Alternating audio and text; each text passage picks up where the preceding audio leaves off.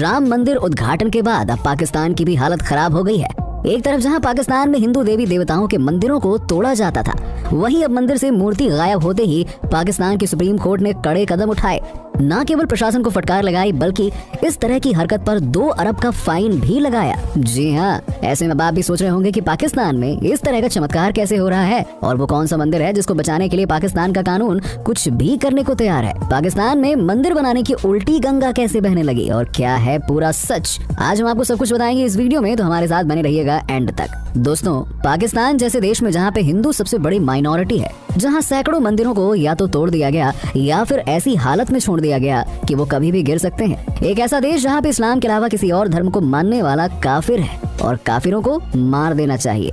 ऐसी सोच रखने वाले लोग भला कैसे हिंदू मंदिरों की सुरक्षा की बात कर सकते हैं? कैसे इस तरह के देश का कानून मंदिर से मूर्तियां गायब होने के लिए अरबों रुपए का फाइन लगा सकता है? दोस्तों, पौराणिक कथाओं के अनुसार जब माता सती के पिता दक्ष ने भगवान शिव का अपमान किया तो देवी सती अपनी आंखों के सामने अपने पति का अपमान बर्दाश्त न कर सकी और उन्होंने अग्नि कुंड में समाधि ले ली। माता सती की मृत्यु से भगवान शिव को गहरा आघात पहुंचा और वो गहरे शोक और विलाप में पहुंच गए। उनकी आंखों से आंसुओं की धारा बहने लगी। उसी वक्त भगवान के आंसुओं की 2 बूंदें धरती पर आ गिरी और उन्हीं 2 बूंदों से 2 कुंडों का निर्माण हुआ, जिसमें से एक तो राजस्थान के पुष्कर में है, लेकिन जो दूसरा कुंड है वो पाकिस्तान के कटास राज में है। इस कुंड में भव्य मंदिर बना है और इसी मंदिर के परिसर से जब मूर्तियां गायब हो गयी तो पाकिस्तान का कानून भी दहल गया। जी हाँ दोस्तों, भगवान शिव का ये मंदिर महाभारत काल में भी बड़ा प्रचलित था। असल में जब जुए के खेल में कौरवों ने पांडवों को हरा दिया था तो पांडवों को 12 वर्ष का वनवास और 1 वर्ष का अज्ञातवास दे दिया जाता है, जिसके दौरान अगर कोई भी पांडवों को पहचान लेगा तो उन्हें वापस से 12 सालों का वनवास और 1 साल का अज्ञातवास करना पड़ेगा। इसीलिए पांडव अपनी पहचान छुपाते हुए भटक रहे थे और तभी वो कटास राज के इस मंदिर के पास आ पहुंचे। उस वक्त मंदिर कुंड पर यक्ष का अधिकार हुआ करता था। लंबे समय तक पैदल यात्रा करने की वजह से पांडवों को प्यास लगती है, जिसमें सबसे छोटा भाई नकुल पानी पीने के लिए जाता है। नकुल ने जब कुंड को देखा तो वो पानी पीने के लिए आगे बढ़ा। तभी कुंड का स्वामी यक्ष प्रकट होता है और बोलता है कि इस कुंड का पानी तुम्हें तभी प्राप्त होगा जब तुम मेरे सवालों का जवाब दोगे। नकुल सवालों का सही उत्तर दिए बिना ही पानी पीने लगता है। इस बात से क्रोधित होकर यक्ष उसे अपनी शक्तियों से मूर्छित कर देता है और इसी तरह सहदेव, अर्जुन और भीम भी कुंड के पास जाते हैं और यक्ष के सवालों का उत्तर ना दे पाने के कारण मूर्छित हो जाते हैं। लंबे समय तक अपने भाइयों को ना देखकर युधिष्ठिर भागे भागे कुंड के पास पहुंचे और अपने चारों भाइयों को मूर्छित अवस्था में देखकर यक्ष से उन्हें जीवित करने का अनुरोध करने लगे। तभी यक्ष ने युधिष्ठिर से कहा कि मैं तुम्हारे भाइयों को ठीक कर दूंगा, लेकिन तुम्हें मेरे प्रश्नों का उत्तर देना होगा। एक एक करके यक्ष दुनिया के सबसे कठिन प्रश्न युधिष्ठिर से पूछते गए और युधिष्ठिर ईमानदारी के साथ उसका उत्तर देते गए। युधिष्ठिर से खुश होकर यक्ष ने चारों भाइयों को जीवित कर दिया। इतना ही नहीं दोस्तों, इस मंदिर के बारे में यह भी कहा जाता है कि इसका निर्माण भगवान श्री कृष्ण द्वारा किया गया था। उन्होंने यहाँ पर एक शिवलिंग स्थापित करके उसकी पूजा भी करी थी। इस मंदिर को सत्याग्रह के नाम से जाना जाता है। इस मंदिर के कॉरिडोर में पूरे 7 भव्य मंदिर देखने को मिलते हैं और इन 7 मंदिरों में से सबसे बड़ा मंदिर भगवान श्री रामचंद्र का है, जिसके दर्शन के लिए दूर दूर से श्रद्धालु यहाँ पे आते हैं। जी हाँ दोस्तों, ये मंदिर भले ही पाकिस्तान में स्थित हो, लेकिन इसके भक्तों की तादाद यहाँ पे कम नहीं होती है।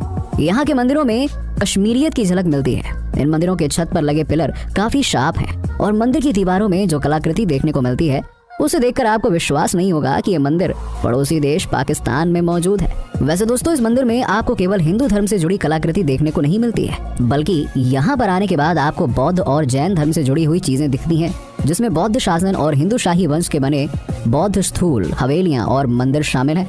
इतना ही नहीं, कॉरिडोर के अंदर गुरुद्वारा भी है और कहा जाता है कि जब गुरु नानक देव पूरी दुनिया की यात्रा पर निकले थे तो उन्होंने कटास राज में भी एक घर बनाया था और यही वो जगह है जहां नाथ संप्रदाय को शुरू करने वाले गोरखनाथ भी आए थे।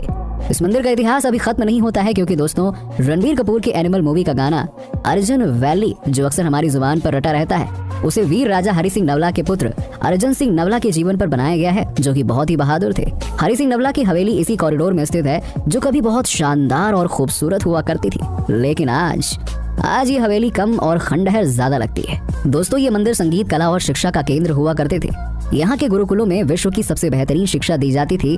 उस वक्त इस मंदिर के दर्शन के लिए पंजाब, सिंध, बलूचिस्तान, तक्षशिला और अफगानिस्तान से हिंदू आते थे।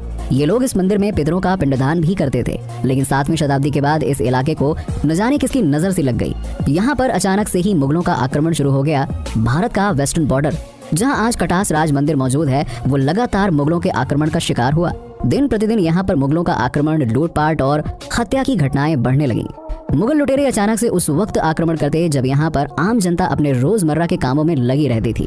उस वक्त अचानक से मुगलों की सेना आती और बिना किसी नियम कानून के युद्ध में लग जाती। अपने ऊपर हुए इस हमले को आम जनता झेल न पाती और मजबूरी में आकर उन्हें मुगलों को अपनी धन संपत्ति देनी पड़ती। जो लोग इसका विरोध करते मुगल लड़ाके उन्हें मौत के घाट उतार देते, महिलाओं और बेटियों को अरब देशों में बेच देते थे। और इसी तरह मुगलों की सेना ने अखंड भारत के अफगानिस्तान और पाकिस्तान में मौजूद कई सारे मंदिरों को बुरी तरह से तोड़ दिया। इतना ही नहीं, यहाँ आक्रमण का एक ऐसा दौर आने वाला था जिसे सुनकर किसी के भी पैरों तले जमीन खिसक जाए। 11वीं शताब्दी में महमूद गजनी ने यहाँ कत्लेआम मचा दिया। यहाँ पर हजारों कलाकार रहा करते थे जो पूरी दुनिया में अपनी कला के लिए जाने जाते थे। लेकिन महमूद गजनी के खौफनाक आक्रमण के कारण ये शांति प्रिय लोग, जिसमें से एक से बढ़कर एक कलाकार शामिल थे, उन्हें इस जगह को छोड़कर जाना पड़ा। यहाँ से निकलकर ये लोग या तो इंडस रिवर को पार करके भारत आ गए या तो उन्होंने यूरोप का रास्ता अपना लिया। और आपको ये जानकर बड़ा आश्चर्य होगा कि भारत से यूरोप गए इन कलाकारों ने रोमन म्यूजिक में कई इंडियन आर्ट फॉर्म को जोड़ दिया और फिर कमाल हो गया। दोस्तों, देश के बंटवारे से पहले इस इलाके में अच्छी खासी संख्या में हिंदू रहा करते थे, लेकिन जब देश का बंटवारा हुआ तो यहाँ की स्थिति बद से बदतर हो गई।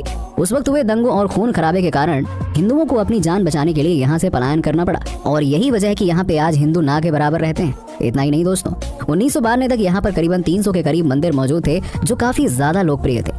लेकिन जब 1992 में बाबरी मस्जिद का विध्वंस हुआ तो पाकिस्तान में भी मुसलमानों ने हिंदू मंदिरों पर आक्रमण शुरू किया। खैर, वजह चाहे जो भी हो, लेकिन पाकिस्तान की कोर्ट का ये कदम सराहनीय है। बाकी दोस्तों, आपका इस पर क्या कहना है हमें कमेंट सेक्शन में कमेंट करके जरूर बताइए और इसी तरह की वीडियोस को देखते रहने के लिए हमारे चैनल को